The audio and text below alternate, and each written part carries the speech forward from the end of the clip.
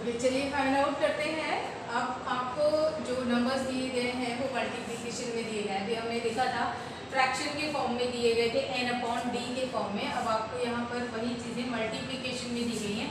तो अब इसमें ज़रूरी नहीं है कि आपको जो नंबर दिया हुआ है वो एक परफेक्ट स्क्वायर ही हो, ठीक है। अब ये ज़रूरी नहीं है क्योंकि आपका जो मल्टीप्लिकेशन के क्वेश्चन आते हैं वो ज़रूरी नहीं है कि आपको जो दिया हुआ है वो परफेक्ट स्क्वायर्स में दिए गए हैं। तो इनको करने का बेटर तरीका ये होता है कि आप प्राइम फैक्टराइजेशन यूज़ करें, राइट।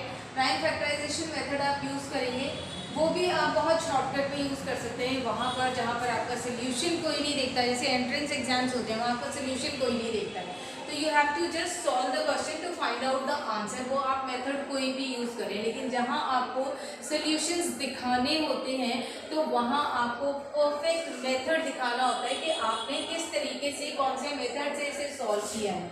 तो हम सबसे पहले सॉल्व करेंगे इसको 5, 1, 2 को सॉल्व करेंगे हम प्राइम फैक्टराइजेशन मेथड से। 2 2 ज़ा 4, 2 5 ज़ा 10, 2 6 ज़ा 12, 2 1 ज़ा 2, 2 2 ज़ा 4, 2 8 ज़ा 16, 2 6 ज़ा 12, 2 4 ज़ा 8, 2 3 ज़ा 6, 2 2 ज़ा 4, 16 2 ज़ा 32, 8 2 ज़ा 16, 2 4 ज़ा 8, 2 2 ज़ा 4 एंड 2 1 ज़ा 2। तो ये हमने निकाला है 5 1 2, राइट। उसके बाद 1250 का हम निकालेंगे प्राइम फैक्टराइजेशन मेथड, राइट। इसको पहले मैं प्राइम फैक्टराइजेशन से बता रही हूँ, उसके बाद मैं एक शॉर्टकट मेथड बताऊंगी जिससे कि आप इसको फाइंड आउट कर सकते हैं आराम से, राइट। तो उसके लिए आपको इस तरीके से इसका प्राइम फैक्टराइजेशन निकालने की भी ज़रूरत नहीं होगी। तो दिस इज 2 6 ज़ा 12, 2 2 ज़ा 4, 2 5 ज़ा 10। और उसके बाद ये आप जानते हैं कि 625 किसका स्क्वायर रूट है, तो अब आप आराम से इसको फाइंड आउट कर सकते हैं। मैंने इसीलिए आपको पहले बोला ही था कि आप लोग स्क्वायर रूट याद कर लीजिए, राइट। अगर आपको स्क्वायर रूट्स याद है तो आपके लिए बहुत सारी कैलकुलेशंस इजी हो जाती हैं। जैसे कि अब मैंने 625 बोला, राइट। चलिए इसका प्राइम फैक्टराइजेशन देख लीजिए। अब 1250 का बिना इस तरीके से निकाले मैं सॉल्यूशन इसका निकाल सकती थी। किस तरीके से 1250 को मैं 125 इंटू 10 लिख सकती हूँ बहुत आराम से, राइट। उसके बाद अगर 125 की बात की जाए तो 5 को अगर आप 3 टाइम्स मल्टीप्लाई करते हैं तो आपको 125 मिलेगा। 25 का टेबल आपको बहुत आसानी से याद हो जाता है। 25 इंटू 5 इज 125, राइट। और अगर आप 10 के फैक्टर्स करेंगे तो वो हो जाता है 2 इंटू 5, राइट। तो यहाँ पर आपको 1250 के सारे फैक्टर्स मिल गए। 2 1 टाइम है एंड 1 2 3 4 टाइम्स आपका 5 है। तो कुछ इस तरीके से भी आप इसका यूज कर सकते हैं इसका स्क्वायर रूट फाइंड आउट करने में, राइट। आगे जाएंगे तो आपको क्यूब रूट्स भी मिलेंगे। जिस तरीके से हम स्क्वायर रूट्स पढ़ते हैं उसी तरीके से क्यूब रूट्स भी होते हैं। अगर आपको क्यूब रूट्स भी याद हैं या क्यूब्स भी याद हैं कुछ नंबर्स के, तो आप बहुत आसानी से इन्हें फाइंड आउट कर सकते हैं। बहरहाल हमने इनको जो है फाइंड आउट किया है प्राइम फैक्टराइजेशन मेथड से। अब 2 अंडर रूट्स के नंबर हैं मल्टीप्लिकेशन में, आप दोनों की रूट 1 कर सकते हैं, राइट।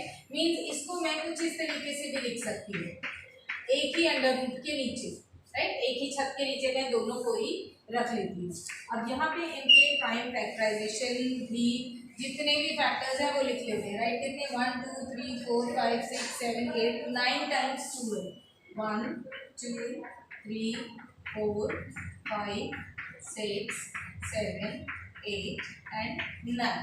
उसके बाद 1 टाइम 2 है एंड 4 टाइम्स 5 है 1, और इसी तरीके से मैं 4 टाइम्स 5 को भी लिखूँ, राइट।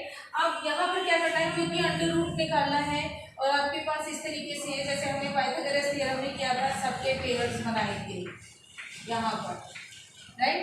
और सारे पेयर्स में से एक एक नंबर हमें बाहर ले लेना है। 1 2 3 4 5 2 टाइम्स तो हम 5 टाइम्स तो हमने 2 बाहर लेना है, राइट। 1 2 3 4 5 पेयर्स बने हैं 2 के, तो 1 2 3 4 5। और 5 के कितने पेयर बने, 2 पेयर बने, तो आप 2 बाहर लीजिए, राइट। अब इतने नंबर्स को मल्टीप्लाई करना ये भी आपके अपने हाथ में कि आप इनको कैसे मल्टीप्लाई कर रहे हैं। आपको मल्टीप्लिकेशन इजी बनाना है, अपने हाथ में है कि मल्टीप्लिकेशन को किस तरीके से इजी बनाया जाए, राइट, क्योंकि सब आपस में मल्टीप्लाई होना है। तो अगर मैं इन दोनों को मल्टीप्लाई कर दूं तो कितना आएगा, 10। अगर मैं इन दोनों को मल्टीप्लाई कर दूं तो कितना आएगा, 10, और ये सब आपस में मल्टीप्लाई हो रहे हैं, तो ये 10 × 10 कितना हो जाएगा, 100। बाकी कितना बचा, 2 2 2 2 4 4 2 8, कितना हुआ 8। अब 8 को 100 से मल्टीप्लाई कर दीजिए, कितना आएगा आपका 800। तो ये मल्टीप्लिकेशन आपके अपने हाथ में है कि आप किस तरीके से मल्टीप्लाई करें। देखिए मल्टीप्लाई वहाँ पे बहुत आसान हो जाता है जहाँ आपको जीरोस मिल जाती है। यहाँ पर मैंने अपना मल्टीप्लिकेशन आसान किया क्योंकि मुझे मालूम था 5 2 10 होता है, और 10 मीन्स 1 एंड 0 के साथ कैलकुलेशन आपका बहुत इजी हो जाता है। बजाय कि मैं इसकी करती 2 2 4 4 2 8 8 12 16 16 2 32, फिर मैं उसको 5 से मल्टीप्लाई करती, फिर उसको अगेन 5 से मल्टीप्लाई करती। उसके बदले मैंने अपना कैलकुलेशन आसान कर लिया क्योंकि जब 5 और 2 आपस में मिल जाते हैं तो कैलकुलेशन आसान हो जाता है। इसी तरीके से मैंने यहाँ पर इन दोनों को मल्टीप्लाई करके 10 लिया, 5 और 2 को मल्टीप्लाई करके 10 लिया, आपस में सभी मल्टीप्लाई हो रहे हैं, 10 10 100, और यहाँ बाकी मल्टीप्लाई करके मैंने आपका आंसर फाइंड आउट कर दिया है।